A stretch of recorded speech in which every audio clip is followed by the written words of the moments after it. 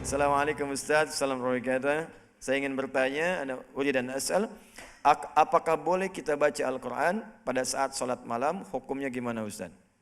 Ya, tentu saja harus ini. Mungkin mushaf ini maksudnya. Ya, sa'ala sa'il ma hukmu qira'atul mushaf 'inda salatit tahajjud. Wa yusalli salatat tahajjud wa ma'ahu al-mushaf, yaqra' ma'al mushaf. Wa ma hukmu dhalika? Falyatafaddal mashkuran man yatafaddal bil ijabah. تفضل طبعا تفضل أوامرهم شورى بينهم يبدأ من الشيخ أحمد عصام تفضل. بسم الله الرحمن الرحيم. بالنسبة لهذا السؤال وهو متكرر جدا خصوصا في رمضان، ولكن الحمد لله هو السائل يسأل الآن في شهر صفر الآن في صفر. نعم، فالحمد لله استعداد يعني. طيب الحمد لله، زي يدل على وجود الهمة. الحمد لله رب العالمين، أعاننا الله وإياكم. فلا بأس من حدوث مثل ذلك في الصلوات اللي هي السنن، حيث أنه يجوز فيها ما لا يجوز في الفريضة. السنن يجوز فيها الجلوس مع استطاعتك للقيام، السنن يجوز فيها ركوب الدابة مع هذا يمكن سنة مهجورة. كذلك يجوز فيها أن يقرأ من المصحف، وأن يضع علامة أيضا في المصحف، لا بأس في حدود منفعة تعلمه.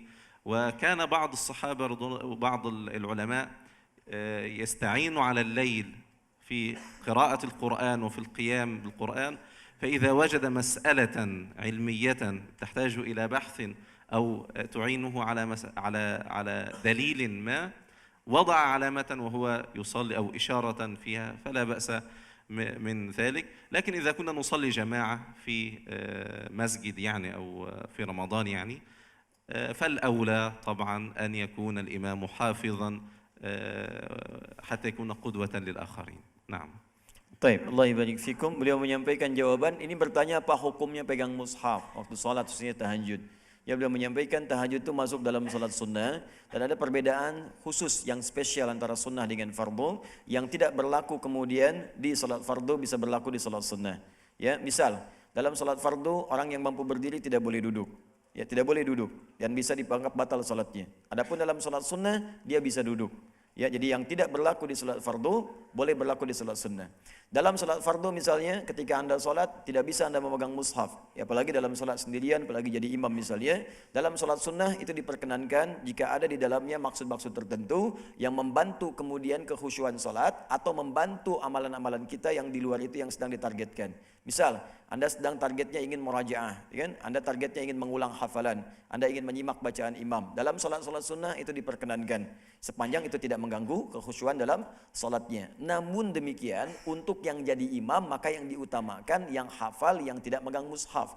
Jadi diutamakan yang hafal imam, karena syarat imam salah satunya adalah dia hafal apa yang dibacakan. Kalau nggak hafal kenapa jadi imam?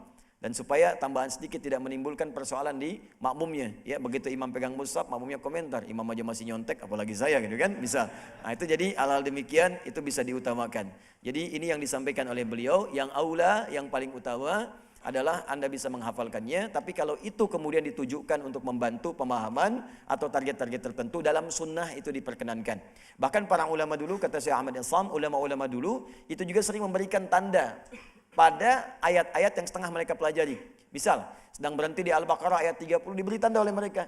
Ketika sulit memahaminya, dibawa dalam sholat malam atau dalam sholat tertentu. Mereka sholat, minta petunjuk kepada Allah memahaminya. Setelah itu kemudian datanglah kemudian jawaban-jawaban dari Allah, memberikan isyarat-isyarat, demikian maknanya.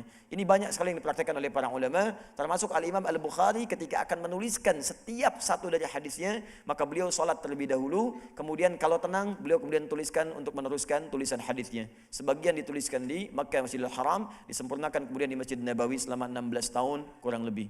Ya, Allah Ta'ala a'lam bis-shawab.